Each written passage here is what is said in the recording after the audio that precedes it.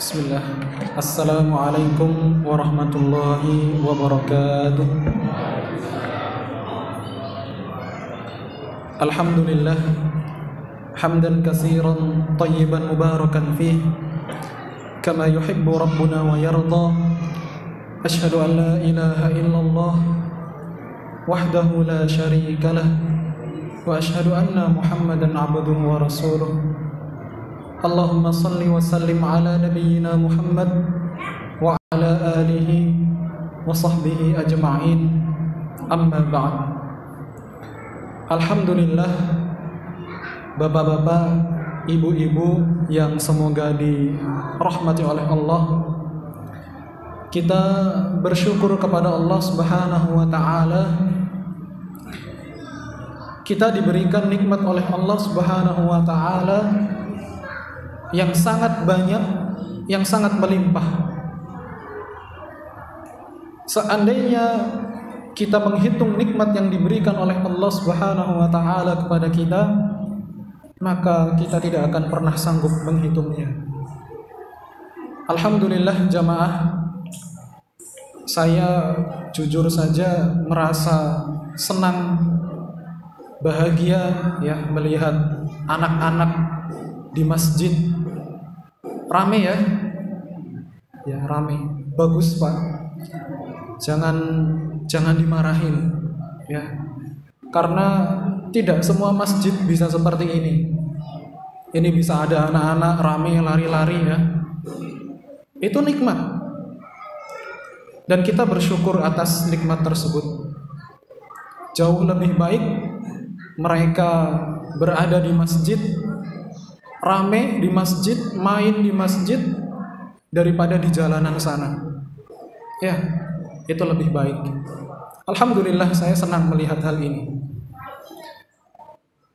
Kedua, semoga salawat serta salam senantiasa tercurahkan kepada Nabi kita, Nabi Muhammad SAW, keluarganya, para pengikutnya, dan semoga kita dijadikan oleh Allah Subhanahu wa ta'ala sebagai salah satu di antara pengikutnya. Dan mudah-mudahan Allah Subhanahu wa ta'ala menjadikan kita istiqomah sebagai pengikutnya. Bapak-bapak, ibu-ibu yang semoga dirahmati oleh Allah, satu hadis ingin saya sampaikan. Hadis ini berkaitan dengan adab atau etika ketika memberikan minum kepada suatu kaum. Diriwayatkan dari Abu Qatadah radhiyallahu anhu, dari Nabi SAW, beliau bersabda, "Saqiyul qaumi akhiruhum syurban."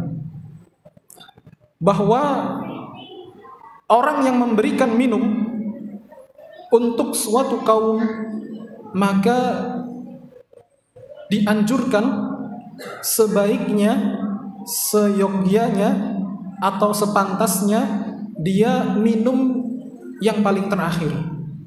Ya, jadi ini hadis tentang adab etika memberikan minum kepada suatu kaum.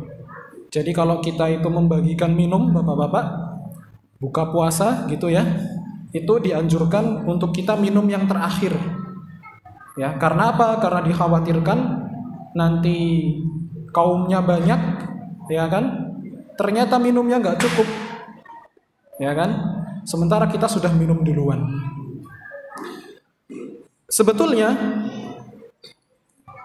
di antara faedah hadis yang bisa kita ambil dari hadis ini, itu adalah sifat isar. Ya, sifat isar. Apa itu isar? Isar itu kalau di dalam surat apa itu? Al-Hasyr ya. Anak Al-Irsyad mana? Yang hafal surat Al-Hasyr.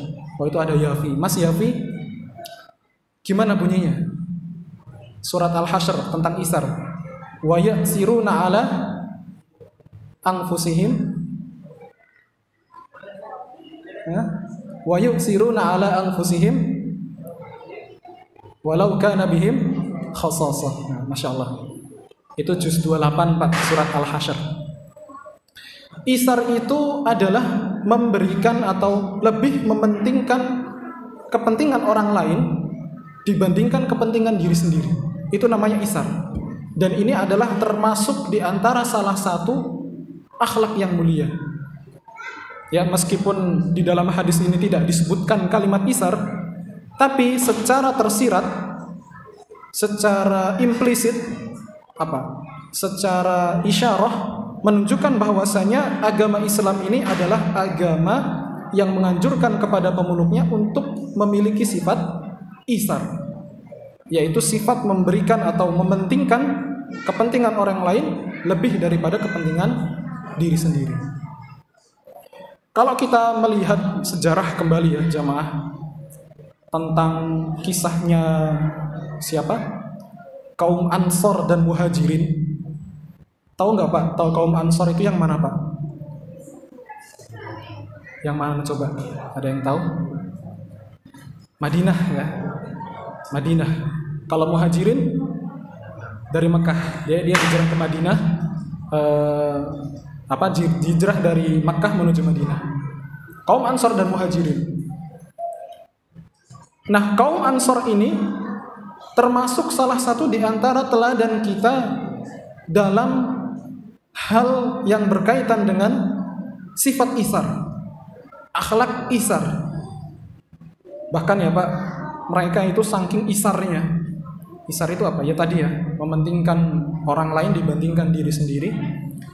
Itu ada di antara mereka yang memberikan sebagian istrinya, menawarkan sebagian istrinya kepada kaum Muhajirin. Kalau kita istri cuma satu, ya. Kalau mereka istrinya banyak Pak, ya kita cuma satu. Gimana baginya? Nggak bisa. Kalau mereka bisa, tinggal ditalak gitu ya, kemudian dinikahkan kepada saudaranya kaum Muhajirin. Nah ini sifat isar. Saking mereka itu mencintai kaum Muhajirin. Maka ini adalah sebetulnya nasihat ya buat kita semua, bahwasanya kita sebagai seorang muslim itu jangan sampai kita menjadi seorang yang egois. Ya, mementingkan kepentingan diri sendiri dibandingkan kepentingan orang lain. Ya kan? Dalam peperangan lagi contohnya misalkan, ya. Itu ada di situ sifat isar. Ada sifat isar di dalam peperangan Rasulullah. Coba kalau seandainya para sahabat tidak memiliki sifat isar, niscaya mereka tidak akan ada yang mau berperang. Nggak ada yang mau ikut itu. Ya kan? Tapi karena mereka memiliki sifat isar, ya, sehingga mereka itu rela mengorbankan dirinya, mendermakan dirinya, nyawanya, hartanya. Ya, jahidu bi amwalikum wa anfusikum, berjihadlah dengan harta dan diri kalian, jiwa kalian, fi sabilillah, di dalam jalannya Allah Subhanahu wa taala. Insya Allah itu dulu yang bisa saya sampaikan. Mudah-mudahan kita diberikan oleh Allah Subhanahu wa taala sifat isar, dan mudah-mudahan kita bisa mempraktekkan hadis ini ya, tidak hanya ketika memberikan minum saja kepada suatu kaum, tapi juga pada hal-hal yang lain. Melayani umat ya, melayani murid ya, melayani orang lain itu juga membutuhkan sifat isar. Barakallahu fikum, mudah-mudahan bermanfaat. Subhanakallahumma wa bihamdik, asyhadu an la ilaha illa anta, astaghfiruka wa atubu ilaik. Assalamualaikum warahmatullahi wabarakatuh.